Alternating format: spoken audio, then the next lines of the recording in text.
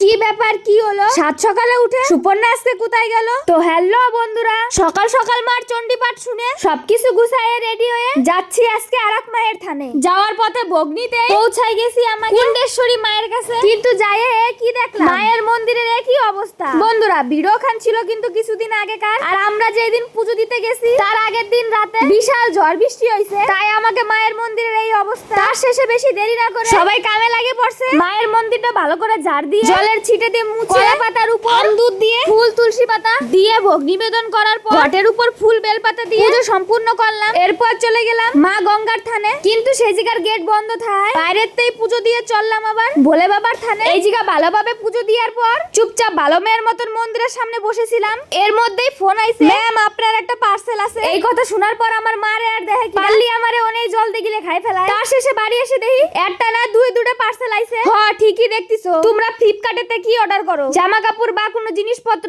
আর আমি অনলাইনেতে ফুল গাছের বেসন অর্ডার করছি। এই দেখে তো আমার মা কি আরো গরম হয়ে গেছে। কিন্তু এই ফ্লিপকার্ট আলারা মনে হয় বুঝিছে এরা যদি খালি ফুল গাছের বেসন দিই তাহলে মনে হয় এ আর বাঁচে থাকবে না নি। সেই জন্যই ফ্রিতে আরাক খান টুপলা এর মধ্যে গুজে দেছে। যাই হোক, এইখানের জন্য অন্তত বাঁচে গেছি, কারণ এর মধ্যে মেলা শাকসবজি, লঙ্কা, লাউ, কুমড়ো, মেলা কিছুর বেসন রয়েছে। তাই দেখে আমার মার রাগটা একটু হলেও কমছে। তো বন্ধুরা, ভিডিও খানে এনে শেষ করলাম। দেখা হবে খুব তাড়াতাড়ি। এখনকার মতন বাই।